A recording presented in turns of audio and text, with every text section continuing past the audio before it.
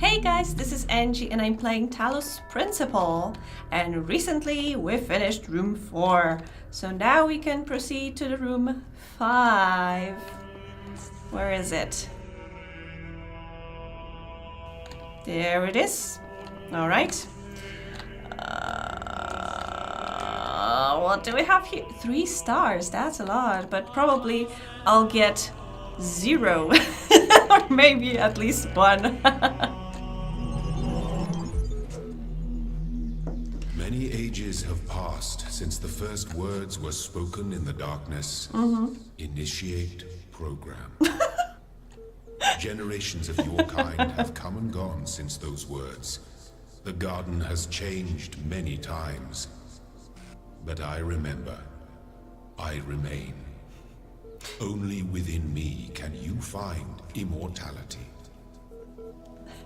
I mean, many worlds, like pre-alpha, alpha, beta. Yeah, but now I'm wondering, is immortality worth it? You know, I've seen so many and I've read so many vampire movies and books that I think that it's not worth it. Party on, dudes! Lubomir Grigoriev. Subject, the LAN party at the end of the universe. Yo, I don't know if you folks noticed, but it's the end of the world. There's nothing we can do about it, so instead of sitting around crying, how about we have some fun before we croak? Yes, you know exactly what I'm talking about. Let's play some video games! It's LAN party time! 2 days from now, we're all getting together at the old school library. There'll be noms, drinks, music, and old school gaming. You're invited, and bring your friends too, especially if they're hot. See you in 3000 BC. Lub lub. I mean, this is cool. It's a I think it's a pretty heartwarming idea to make a LAN party at the end of the world because first, you are not alone at the end of the world, and second, you're having fun. Progress. Repository 32. We've gotten to that irritating point where all the major stuff is in place and all we have to deal with are a million little things. The main modules are all functioning and interacting with each other correctly. The process is happening more or less as planned. This could actually work. But it's still crude as hell. Some of it's just surface stuff, like the random usernames. Some of it's more worrying. Various bugs, the fact we haven't run more extensive tests. We've got a lot of polishing to do. With a team down to half the original size, I'm not sure we can actually finish everything that needs to be done. So what I would really like to discuss tomorrow morning is a new set of priorities. Please put some thought into what you think must be finished at all costs. Nadia. P.S. Alexandra, get some sleep. I know you're still working. This is your baby. We're going to need your input tomorrow. I mean, they are talking about this program that I'm playing or running right now. And I like that the moment I read about the bugs and glitches, I thought about those little distortions that happens in the world, like suddenly a tree is disappearing and reappearing, or like that hole in the ground that I fell through the floor and found like backup maybe not a backup, some back system of Elohim that was talking about the sense of his existence. Like this is very interesting. Like I'm finding notes of people who created this program. Philosophy of teeth. Last night, I had a simple but brilliant idea. Everyone who would like to write about philosophy or spirituality, especially to make some kind of grand statement about the nature of the body and the soul, should first experience a really bad tooth infection. I don't just mean a slight toothache. I mean the kind of hardcore infection that happens when several incompetent dentists miss a cavity in one of your back teeth and the thing keeps growing and growing until the nerve itself is really badly infected. I mean, the pain is unimaginable. It comes in waves, and these waves drown out everything else about you. You can't talk, you can't move, you can't think. There's just pain and absolutely nothing else. It's like your brain just gets hijacked by it. And then you go to the dentist, and assuming you get a decent one, they stick some chemicals in you which make you go numb. Then they'll drill a hole in you, cut the nerve, snip snip, and it's over. Just like that. Like repairing a car or a watch. Your whole existence was crippled by this tiny, tiny nerve sending electrochemical signals into your brain, and this unimaginable pain, which nearly blotted out your very consciousness, can be stopped by just a little cut. We should call this the Thutos principle, but that's incredibly stupid. I mean, I kind of sort of know what kind of pain they are describing, because I had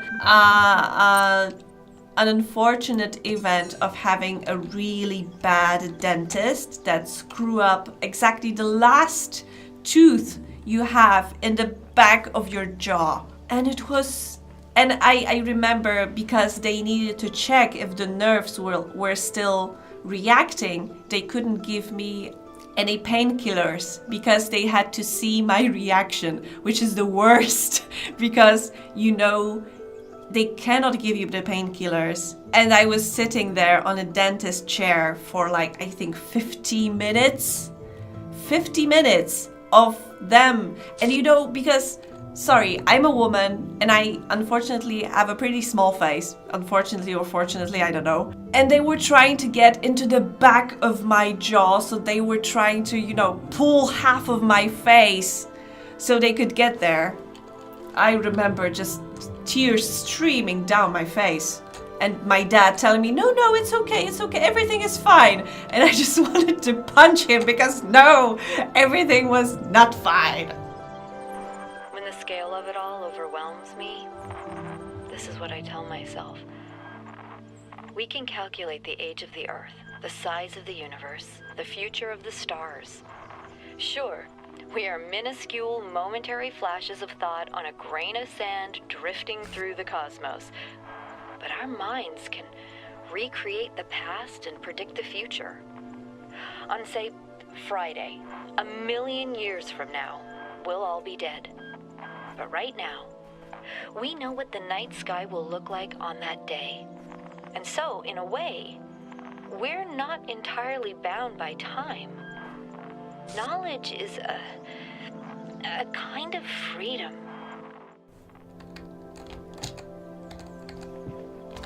I mean, yeah, this is pretty amazing when you think about it.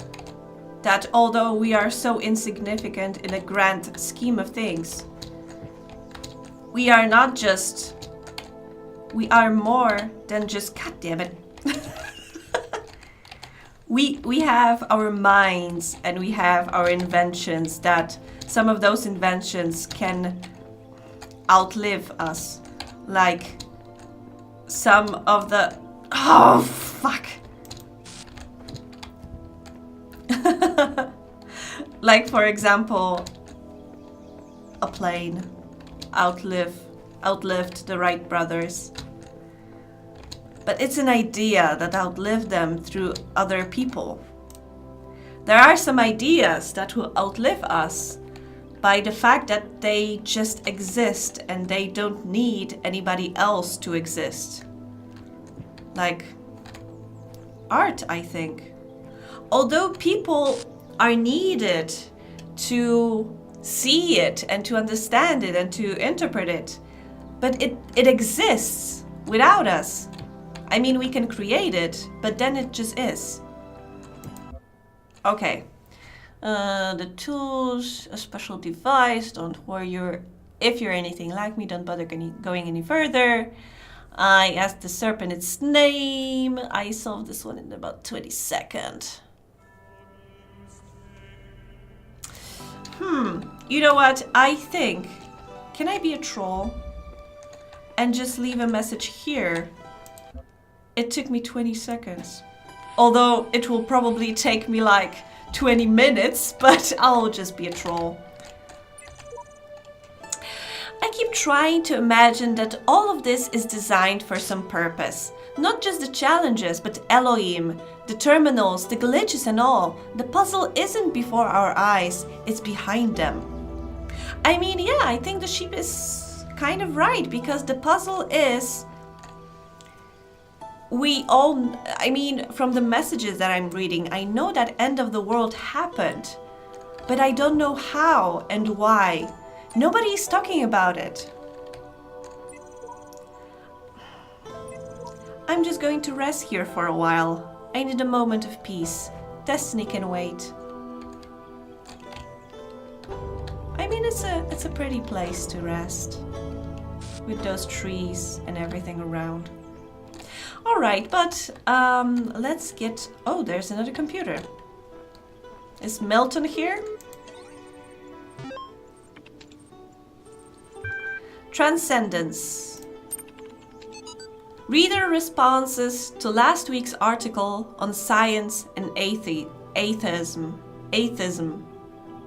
I am perfectly aware of all the arguments against religion.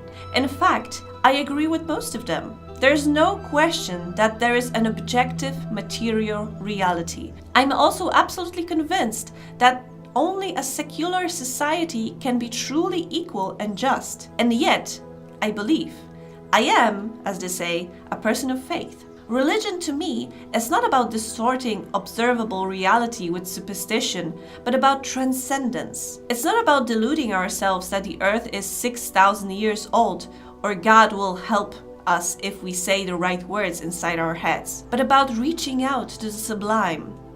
This is not a rejection of reason, but it is application to a set of experiences that cannot be approached by more traditional means. True engagement with religion is humbling. It transcends culture, nationality, and gender. As such, I think it goes hand in hand with science and is not opposed to it. Dr. Omar Garib, Institute of Applied Nomatics. Matter.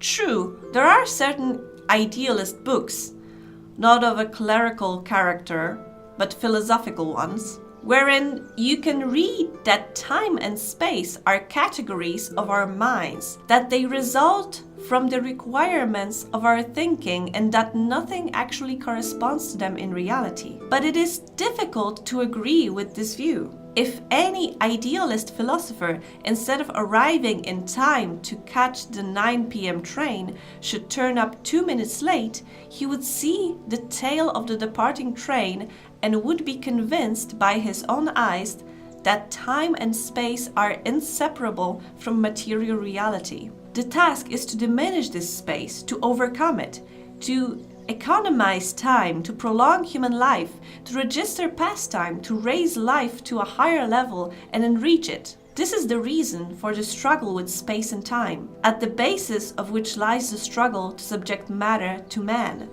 Matter which constitutes the foundation not only of everything that really exists, but also of all imagination. To be honest, I didn't understand a word of it.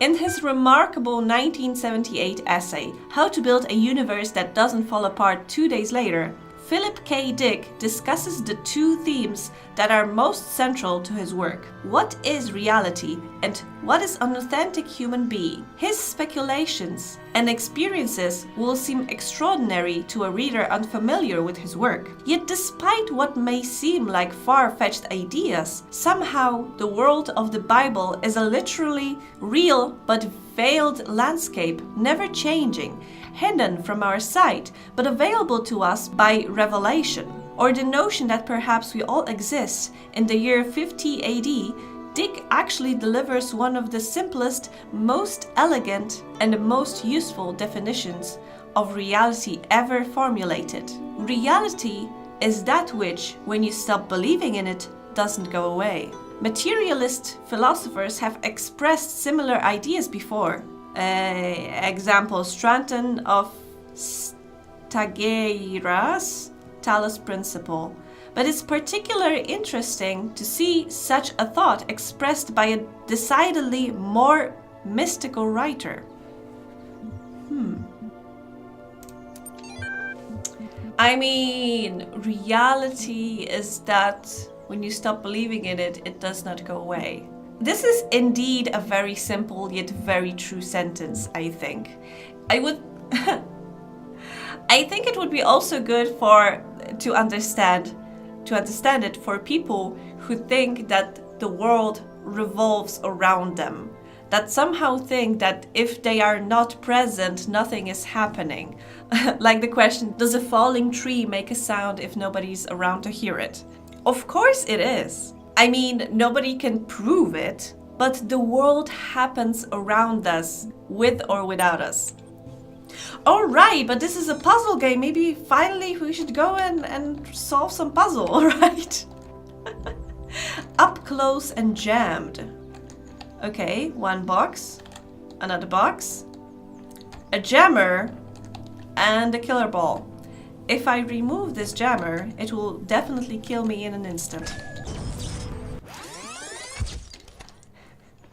Am I an oracle or something? No, we'll do something different. I hope it will work. No, it won't. Will it work like this? No. It's like auto-destruction the moment it's released. No, I want to put it here. Let's see what happens if I'm behind those boxes. Nothing.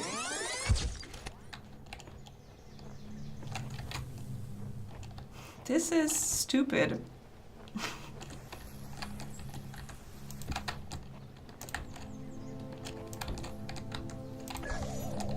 Yeah! Okay, alright. Alright. Let's see. It moves, alright. Okay, so we will let it move.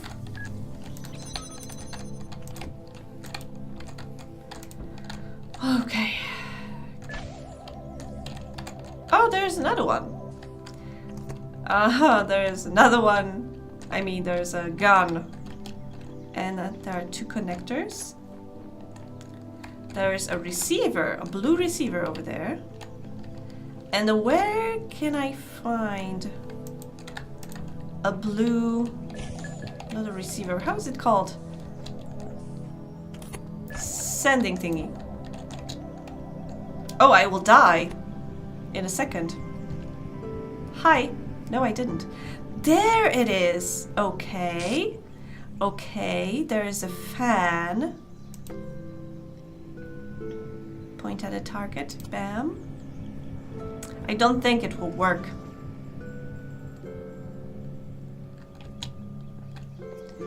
Bam. Let's... Oh, I can see it from here. Okay, okay, alright, alright. So let's take two boxes. Come back here, you. Okay, my plan is to put this connector on top of this thing. Okay. And now let's take this connector to power this thing. And let's see. No, it's too... No, it should work. Yes! I am surprised. It was pretty easy. I am very surprised. I understood it very, very fast. Alright. Alright. I think this is a good time to take a break. There was a lot of information, a lot of thoughts in this one video. So next video is gonna have a lot more puzzles. Okay, but for now, thank you guys so much for watching. If you want to discuss anything that I'm babbling over here, just let me know. And I hope I'll see you next time. Bye!